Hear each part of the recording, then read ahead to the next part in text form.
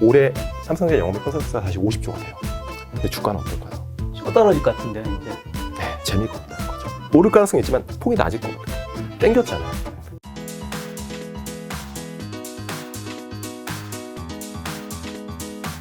자, 다음은요. 다음은 이제 기아차 얘기 잠깐 하고 싶어가지고요. 네. 이제 기아차는 이제 사실은 굉장히 오랫동안 적자를 내요. 2000년 중반부터 리먼 브로더스까지 네. 적자 내고 이제 2009년 그때 이제 적자 낼 때 제가 기아차 이제 뉴스를 검색을 하면 네. 미국에 기아차 재고가 너무 많아가지고 네. 이제 땅에 이제 주차장에 세울 수가 없다. 폐기해야 된다 이런 얘기까지 나와요. 그러면서 이제 절치부심하다가 2009년도에 이제 모닝 지금은 엄청 흔하지만 모닝 포르테 네. 이런 게 성공합니다. 그러면서 이제 기아차가 2009년도부터 돈을 벌기 시작하고 네. 2008년까지 적자 내던 회사가 2010년도, 11년도, 2010년도에 3조, 2011년 3.5조의 이익을 냅니다. 네. 엄청나죠. 그래서 주가가 그때 당시에 이제 10조 하던 회사가 30조까지 올라가는 거죠. 네, 이익 내면서. 근데 이제 2011년도에 어떤 일이 있었냐면 네. 이제 좀 안타까운 일인데 일본에서 이제 쓰나미가 있어요. 동일본 대지진이 일어납니다. 2011년도 3월입니다. 제가 정확히 기억하는데요. 그때 이제 제가 한참 은행에서 프랍 운용하고 주식 운용하고 있을 텐데 정말 난리도 아니었죠. 그때 이제 하면서 많은 영상을 많이 봤죠. 네, 네. 그게 벌써 10년 지났구나. 네, 11월 3월인데 이때 이제 제가 이제 여담을 하나 말씀드리면은 이제 제가 그때 주식 운용하고 있는데 제가 포트폴리오가 그때 이제 자동차, 화학 이런 거였어요. 네. 정유 이렇게 워낙 어닝도 좋아지고 하는데 이제 동일본 대지진이 발생하니까 주가가 다 급락합니다. 처음에 급락하죠. 그래서 제가 불려갑니다. 이제 헤드 이제 매니저. 네. 리스크 관리를 해야 되는 거 아니냐. 네. 제가 앞에서 그랬죠. 리스크 관리는 필요하죠. 당연히 필요합니다. 절대 수익이니까. 필요합니다. 그래서 들어가서 제가 생각을 해보니까 더 사야겠더라고요. 주식을. 더 샀습니다. 주식. 쓰나미가 왔는데. 네. 더 샀습니다. 그때 주가 빠지고. 더 산 이유는 되게 심플했어요. 우리와 경합하는 비즈니스들이 너무 안타까운 일이지만 인간 투자는 다른 거니까. 네, 주식의 세계는 좀 다르니까. 다른 거니까. 우리는 저는 수익을 추구해야 되니까 우리와 경합하는 비즈니스들이 순간적으로 셧다운이 되는 엄청난 이벤트라고 좀 봤던 거죠. 그래서 더 사고 이제 금요일 날 장이 근데 그 금요일이었어요. 문을 닫았죠. 이제 어떤 일이 있었냐면 많이 혼났겠죠. 그렇죠. 주말 내내 이제 전전긍긍 어떻게 되냐 했죠. 근데 이제 월요일 날 아침에 딱 되는데 갑자기 아침부터 이제 그 금요일 날 오후에 어떤 찌라시까지 돌았냐면 지금은 찌라시 잘 안 도는데 네. 여담인데 이제 그때 네이트온 이런 거였는데 야후 메신저로 일본의 방사능이 이제 한국으로 몰려온다. 네, 다 대피해야 된다. 맞아요. 네, 그러면서 이제 주가가 이제 급락하고 그랬는데 네. 이제 월요일 날 아침에 분위기가 바뀐 거예요. 그쪽 이제 자동차, 정유, 이런 화학 네. 셧다운이 되니까 한국의 수혜다. 그러면서 이제 제가 월요일 아침에 장이 열리자마자 S-오일 10%, 롯데케미칼 10몇 프로 오릅니다. 급등. 자동차도 오르고. 그래서 제가 며칠 만에 그의 연중 이용표를 달성했어요. 그러니까 제 자랑하는 게 아니고 그런 일이 있었다. 그래서 그때 이제 현대차가 사실은 저는 그때 그 사건으로 현대차가 조금 실기했다고 생각해요. 좀 너무 자만했던 것 같아. 약간 너무 잘 나가니까. 그렇게 막 이익을 많이 내고. 그러면서 이제 현대차가 뭔가 트렌드를 못 맞추는 거죠. 트렌드가 SUV로 가기 시작했는데 네. 자꾸 세단에만 집중합니다. 소나타도 한번 열심히 만들고. 이런 거죠. 그러면서 이제 갑자기 그 다음에 이제 이익도 좀 횡보하고 네. 그러고 있는데 14년도에 갑자기 한전 부지를 사요. 엄청 비싸게. 그렇죠. 제가 이제 14년도에 그때 교부학사 헤지펀드 운영할 때인데 네. 공시를 보고 깜짝 놀랐어요. 금액이 잘못된 줄 알았어요. 한전 부지 산 금액. 10조. 네. 그때 당시 공시지가가 5조가 안 되고 4조 막 이랬는데 제가 그 공시 다 집었어요. 맞나? 진짜 그걸 샀더라고요.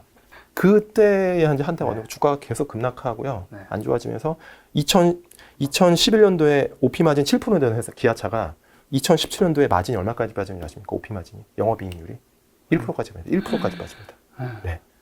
그러면서 이제 주가가 30조 하던 회사가 시가총액이 10조 막 이렇게 가는 거죠. 완전 급락을 한 거죠. 그렇게 가면서 이제 엄청 어려운 시기를 걷다가 이제 2019년도부터 다시 이제 기아차와 현대차가 다시 시대의 트렌드에 맞게 SUV를 잘 만들고 텔루라이드 너무 잘 나왔잖아요. 그다음에 현대차는 이제 제네시스 잘 가고 하면서 이제 다시 절치부심하면서 작년에 2020년 4분기 기준으로 기아차가 OP 마진 7% 회복합니다. 네. 엄청난 발전인 거죠. 네. 네. 그러면서 이제 주가도 다시 이제 지금 8, 9만 원대, 시가총액 30조 중반에 왔고, 올해 이제 기아차가 매출 70조에 영업이익률 70%에서 5조를 낼 가능성이 높습니다. 그래서 이제 기아차의 어떤 주가는 굉장히 좀 제자리를 찾아가고 있다. 네. 근데 최근에 이제 기아차 주가 횡보하잖아요. 질문 많이 받아요. 올해 5조나 벌고, 사실은 기아차가 3.5조 벌 때도 30조였는데, 올해 5조 버는데 왜 30조 중반일까? 저는 이유는 여러 가지가 있지만, 이렇게 말씀드립니다. 글로벌 자동차 회사들 너무 다 좋아요. 이게 문제인 거예요. 그러니까 사실은 차별화된 어떤 기아차나 현대차만이 갖고 있는 능력이 있으면 네. 기아차, 현대차 주가가 훨씬 이거보다 더 뻗어갈 수 있는데, 지금 얼마 전에 제가 이제 다임러 실적을 봤어요. 네. 영업이익률이 11%더라고요. 기아차 7% 잘하고 있는데. 네. 기아차도 잘하고 있는데 현대기아차가 글로벌 그 소위 말하는 OEM 자동차 회사들 너무 잘하고 있는 거예요. 하지만 저는 장기적으로는 결국엔 기아차, 현대차 주가는 오른다고 봅니다. 이익에 수렴하기 때문이죠. 네. 근데 지금은 이제 약간 수급적으로 네. 이제 현대기아차를 사기에는 더 좋은 것들이 있다. 네, 그래서 좀 횡보하고 있다. 하지만 주가는 장기적으로 우상향한다. 그리고 이익이 좋아지는 그림이기 때문입니다. 네. 네. 기아 얘기해 주셨으니까 현대차도 당연히 비슷한 거겠죠? 비슷한 궤적이라고 그렇죠. 해서 제가 하나만 말씀드린 거고요. 네. 야, 이제 그 대망의 종목이죠. 요즘에 네. 이제 거의 뭐 개인 투자자분들이 이제 지쳤다. 네. 너무 이제- 이렇게 역사 얘기해서 지루한 건 아니죠. 아니 너무 재밌습니다. 네. 지금. 역사에는 재미없을 줄 알았는데 네. 주주들 입장에서는 네. 그래도 들을만 할 것 같아요. 네. 네. 뭔가 마켓 타이밍도 좀 알 수 있는 것 같기도 하고. 아, 네네. 다행입니다. 이제 삼성전자인데요. 국민전자, 삼성전자. 좀 안타까워요, 요즘에는. 네, 요즘에만. 네. 작년까지 뭐 주가는 좋았지만. 그러니까 이제 삼성전자는 저는 네. 올해 초부터 제가 삼성전자는 저 이렇게 말씀드려요. 주가가 올해는 쉽지는 않을 것 같다. 올해 초부터야? 네, 저는 뭐 삼성전자는 올해는 뭐 주가가 빠지진 않겠지만 되게 아름다운 궤적을 그릴 수 있을까라는 그런 의문을 갖고 있고 지금도 그 생각은 변함없습니다. 삼성전자가 비싸고 뭐 주가가 빠져야 된다는 논리는 아닙니다. 네. 그거는 제가 삼성전자 역사를 알기 때문입니다. 2005년도부터 말씀드릴까요? 네. 왜 근데 이런 말씀하실 거예요. 왜 2005년도부터만 얘기하지? 아, 제가 2005년도부터 기관 투자를 했어요. 네. 그 전에는 알고 있지만 그 전에 제가 운영을 안 했기 때문에 그냥 얘기하지 않겠다. 운영 안 한 거로 그냥 잘 모르니까. 주워 들은 거잖아요. 제가 직접 운영했던 거기 때문에 저는 현실감 있게 말씀드립니다. 아니 지금 거의 몇 년 차시죠 벌써? 지금 벌써 15년 넘은 거죠. 아 15년. 네, 네. 굉장히 동안이셔서 아, 한 감사합니다. 5년 차인 줄 알았습니다. 아유, 감사합니다. 술 한 잔 사야겠네요. 자 15년 차 얘기해 주세요 빨리. 네. 2005년도에 삼성전자 주가가 많이 오르는데요. 네. 그때 이제 근데 시장이 좋기도 했어요. 네. 시장이 좋기도 했는데 근데 재밌는 거는 삼성전자가 2005년도에 역성장을 해요. 실적을. 왜 그럴까요?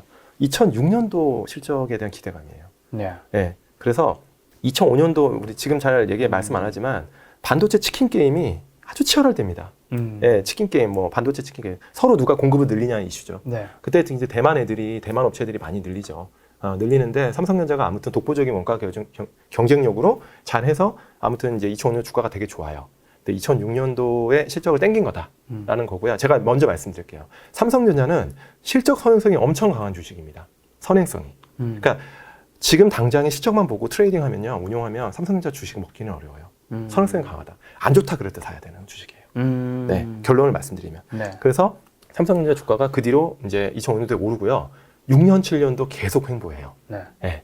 그래서 왜냐하면 이익도 그냥 횡보하고 그다음에 기대감도 별로 없고 이때 네. 치킨 게임 치열합니다. 네. 이때 또 키몬다가 파산하긴 하는데 그래도 여전히 치킨 게임 네. 일본 애들이 있고 하니까 그래서 2008년도 또 리먼 사태가 터지면서 전자 주가도 빠지죠. 빠지죠. 빠지고 2009년도에 주가 이제 좀 반등하고 뭐 그러는데 2010년도에도 뭐 조금씩 네. 주가는 좀 반등해요. 근데 2009년도에 이제 결정적으로 삼성전자가 이제 반도체에 대해서 완전 헤게모니를 갖고 오면서 이때부터 2009년도가 지금의 삼성전자의 초석이 된 겁니다.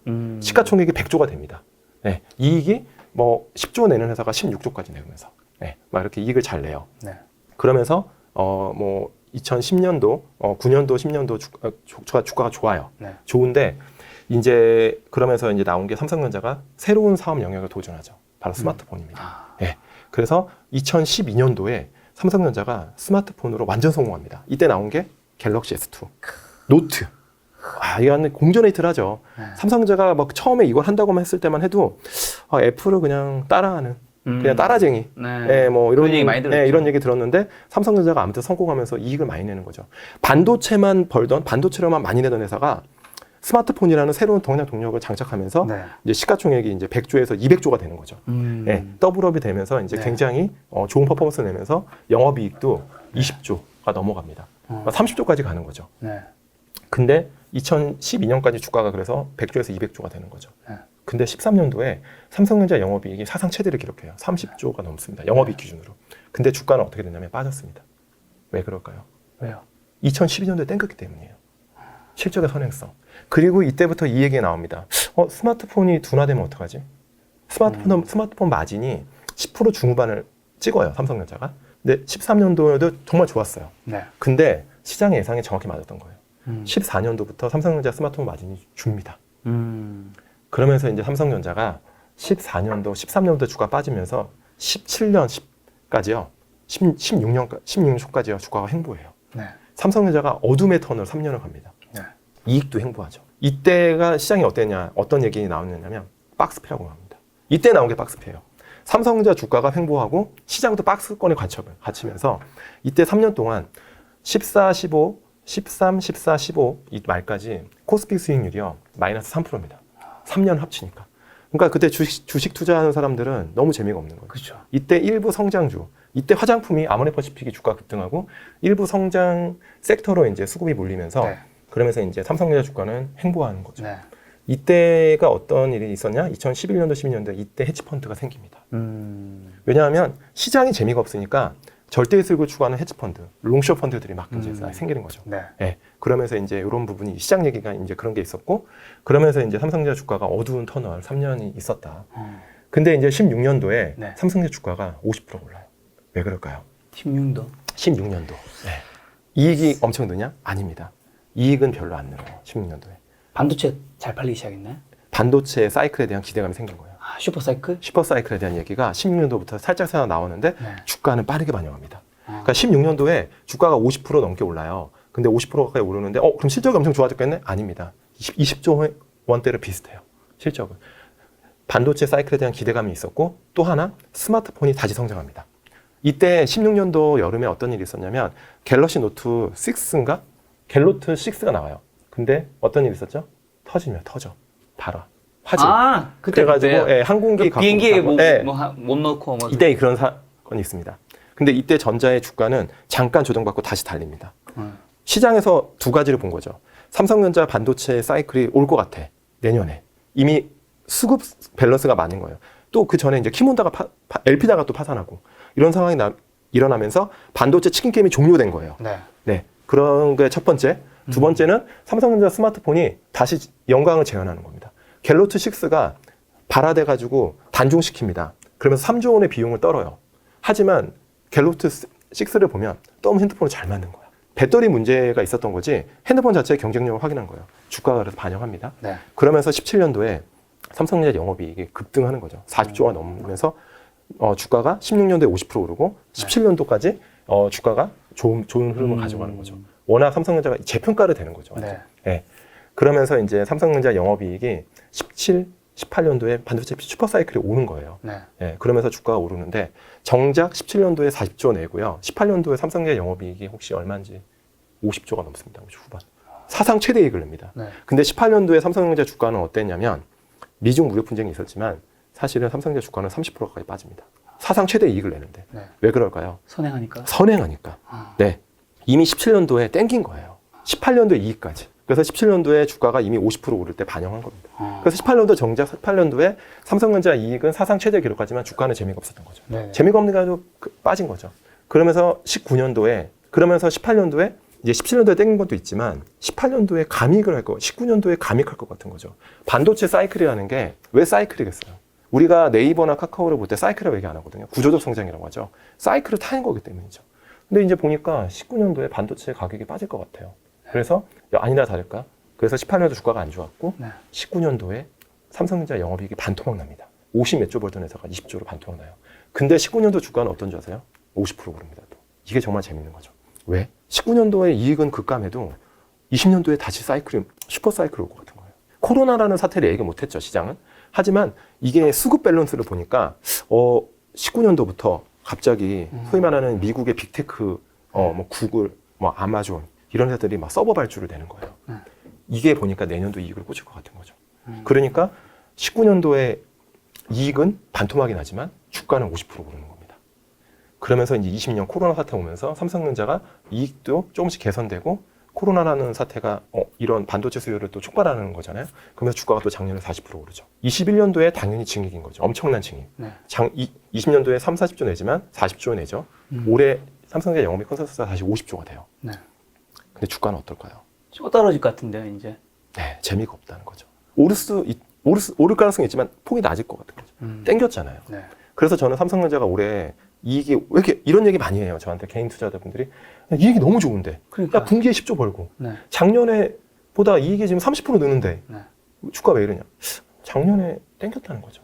선행성. 아주 강한 선행성을 갖고 있어요. 이해가 좀 되십니까? 네. 제가 너무 약간 재밌는데요? 예, 길게 얘기해가지고 뭔가 지금 평소에 좀랑 다른 얘기를 듣는 것 같아요. 그러면 이제 중요한 거는 삼성전자 주가 그러면 어떻게 해야 되냐. 그러니까요. 내가 보유하고 있다. 그럼 주가 언제 오르냐. 이익을 잘 내는 거는 의미가 없어요. 어느 정도 잘 내야 되면 시장의 예상을 완전 초과해야 돼요. 올해 삼성전자 영업이익 컨센서스가 50조인데요. 한 20, 30% 초과해야 돼요. 그래야 주가가 움직일 겁니다. 그게 첫 번째. 근데 그럴 가능성이 높냐? 높지는 않은 것 같아요. 두 번째는 인수, M&A. 우리가 생각하지 못하는 비유기적 성장. 네, 이제 그런 우리가 삼성전자가 올가닉한 성장이 있잖아요. 네. 그 올가닉한 성장은 반도체나 핸드폰이 잘 되는 거고. 근데 그거 말고 뭔가 새로운 회사를 인수해서 성장 동력을 탑재하는 뭐 그런 그림을 보여주거나 아니면 자체적으로 삼성전자가 신규 엔진을 보여주는 거죠. 그 뭐 비메모리 같은. 네. 거기서 뭔가 성과를 보여줘야 돼요. 그러니까 비메모리에서 우리가 삼성전자가 지금 사실은 그렇게 썩 나이스한 모습은 아니에요. 물론 좋은 그림으로 가고 있습니다. 네. 반도체 애널리스트들이 반박하겠죠. 저 김탁 매니저 잘 알지도 못하면서. 전 투자자 입장에서 삼성전자에 지금 하고 있는 계획이 좀 답답해요. 여러 가지 이유가 있겠죠. 단순히 실적을 잘 내는 거는 주가가 움직이기가 쉽지 않다. 완전 컨센서스를 상회해야 된다. 서프라이즈 돼야 된다. 이 세 가지 중에 하나가 나와야 되는데 지금은 아직 안 보이네요. 저는 그렇게 얘기합니다. 좋은 주식 많으니까 조금 줄이고 그때 나오면 다시 사면 되는 거. 아니 뭐 장기 투자자 하면 결국 삼성전자는 수익이 난다는 강한 믿음이 있잖아요. 네. 근데 제가 역사를 말씀드렸지만 삼성전자가요 3년 동안 횡보한 적도 많습니다. 가능성이 없지 않습니다. 그런 신호를 좀 기다려야 되는 상황인. 그때 사면 됩니다. 그때 저한테 전화 주세요. 전화 아니고 핸드폰 번호 모르니까 댓글. 네, 그때 사라고 얘기하면 그때 사면 돼요. 네. 아우 좋습니다. 네. 명확하게 이해됐습니다. 네. 당분간도 좀 행복할 것 같네요. 네, 뭐 세 가지 중에 하나가 나오면 그럴 수도 있는데. 네. 자, 그다음 뭐죠? 그 다음에는 이제 오늘은 여기까지만 제가 말씀을 드리는 게 이마트랑 코스트코 세일을 한번 비교해봤어요. 네. 이거는 그냥 술자리에서 여담으로 이제 누가 그런 질문을 저한테 하더라고요. 네. 이마트는 주가가 굉장히 오랫동안 고전하는데 네. 그러니까 우리가 이 오프라인 비즈니스는 끝났다고 생각하시는 분들 많잖아요. 어렵다. 그렇죠. 근데 코스트코 홀세일은 주가가 지금 뭐 5년 동안 5-6배 올랐어요. 그죠. 코스트코는 미국의 대형마트. 네, 맞습니다. 글로벌리 하고 있죠. 중국도 네. 하고 한국도 많이 들어와 있고. 네. 뭐가 다르냐. 이제 그런 좀 궁금증이 있을 수 있는 거 아니에요? 그러게요. 뭐 뭐가 코스트코가 뭐 온라인을 하냐? 코스트코 온라인 관심 없어요. 코스트코 지금 한번 앱 켜가지고 한번 들어가 보세요. 공산품밖에 안 팝니다. 근데 이마트는 온라인 열심히 하고 있죠. 네. 네. 그러면 시대의 트렌드에 맞는 건 이마트인데 주가는 왜 이럴까요? 그 2011년도 이마트가 이제 재상장하고 이제 첫 이제 상장된 날 이마트 주식을 산 사람과 2011년도에 코스트코 주식을 산 사람의 수익률 격차가 얼마나 나냐면 코스트코는 그 이후로 2011년도 이후로 네. 450%가 올라요. 이마트는 마이너스 40%입니다. 극명한 차이입니다. 이거는 엄청난 차이죠. 그렇죠. 네. 근데 왜 이럴까를 보면 이마트의 역사를 한번 보면 알아요. 이마트 역사를 한번 볼게요. 이마트가 2011년도에 7조로 재상장합니다. 신세계랑 이마트를 분리시켜요. 분리시키는 이유는 그겁니다. 할인점에 집중하기 위해서, 백화점에 집중하기 위해서. 그래서 하는데 사실 쉽지 않은 거죠. 할인점 비즈니스가. 네. 쿠팡이라는 강력한 온라인 이제 비즈니스 어떤 사업자가 생기고, 그 다음에 사람들이 이제 할인점을 가는 이유가 싸야 가는데, 그냥 온라인과 비교하면 안 싼 거죠. 그러면서 이제 이마트의 이익이 7천억을 내던 회사가 5천억까지 빠지면서 주가도 계속 빠집니다. 네. 근데 제가 계속 빠지는 거를 왜 역사를 얘기하냐? 필요 없죠. 근데 2017년도에 이마트 주주분들 알 거예요. 이마트가 50%가 올라요. 왜 올랐을까요? 2017년도. 쓱닷컴을 해서? 아닙니다. 네. 스타컴 한 것도 있죠. 그건 계속 하고 있었는데 왜 오르냐면 이마트의 이익이 급증해서 아니요. 이마트는 7천억 내고 계속 5천억도 횡보합니다. 그 이유는 이마트가 할인점 자체의 경쟁력을 보여줬어요. 이때 나온 게 PL 브랜드, 피코크 이런 게 성공해요. 네. 노 브랜드 이런 것들이 막 매출이 늘어나면서 네네. 시장이 이마트의 자체 경쟁력, 할인점 경쟁력을 높이 평가한 거예요. 그 주가가 이익은 횡보하는데 주가가 50% 오릅니다. 네. 근데 반짝이었던 거죠. 18년도부터 다시 빠집니다. 왜요? 매출이 이제 안 나오는 거죠. 경쟁력이 그때는 있다고 봤는데 아, 결국에는 돈을 엄청 때려박은 경쟁력인 거예요. 비용을 줄이니까 다 매출이 다 그냥 슬로우 다운하는 거죠. 그러면서 이제 주가가 이제 속절없이 추락하는 거죠. 네. 18년, 19년. 이마트가 1000억대까지 이익이 빠져요. 19년에. 그러면서 시가총액이 3조까지 추락하는 거죠. 네. 그러면서 작년에 이제 팬데믹이 일어나죠. 그러니까 이마트 입장에서는 팬데믹이 사실은 도움이 되는 거예요. 사람들이 안 가던 할인점을 다시 간 거죠. 집에서 밥을 먹으니까. 그 수혜를 받으면서 이제 이마트 이익이 다시 이제 2조 원대로 올라와서 작년에 이제 이마트 주가는 좀 일부 회복합니다. 네. 회복하지만 추세적 회복일까요? 이제 그런 부분에 대한 고민이 있는 겁니다.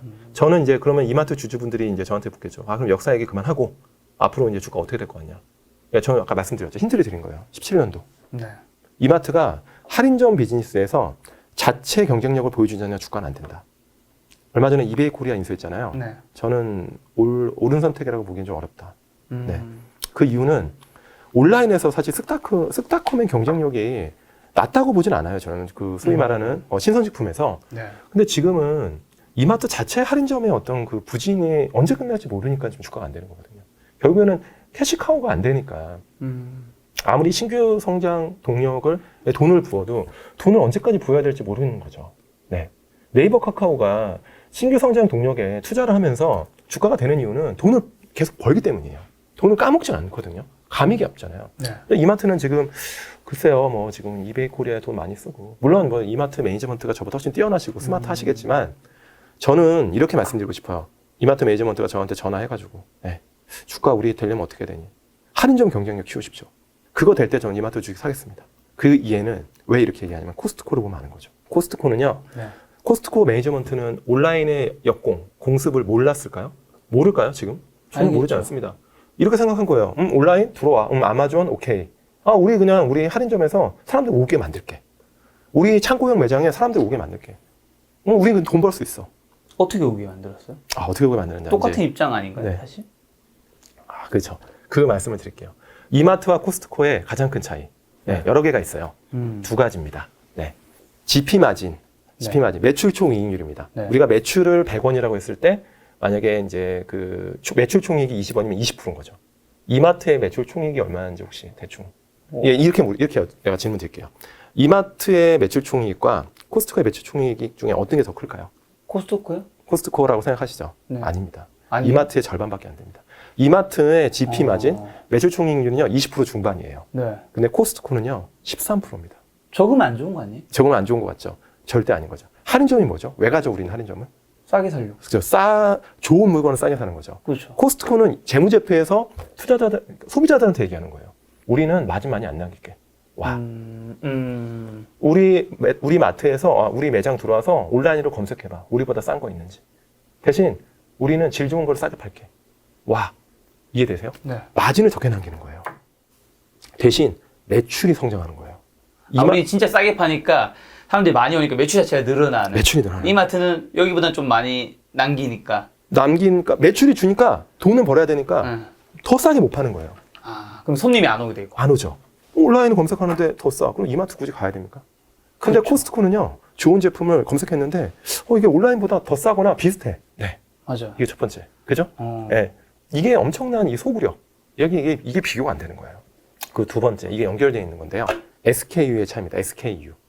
네, 스타키핑 유닛의 약자인데, 물건의 가지수예요. 이마트가 물건 가지수가 한 10,000개가 돼요. 네. 대략. 공개는 안 하지만 제 추측으로는 그렇습니다. 네.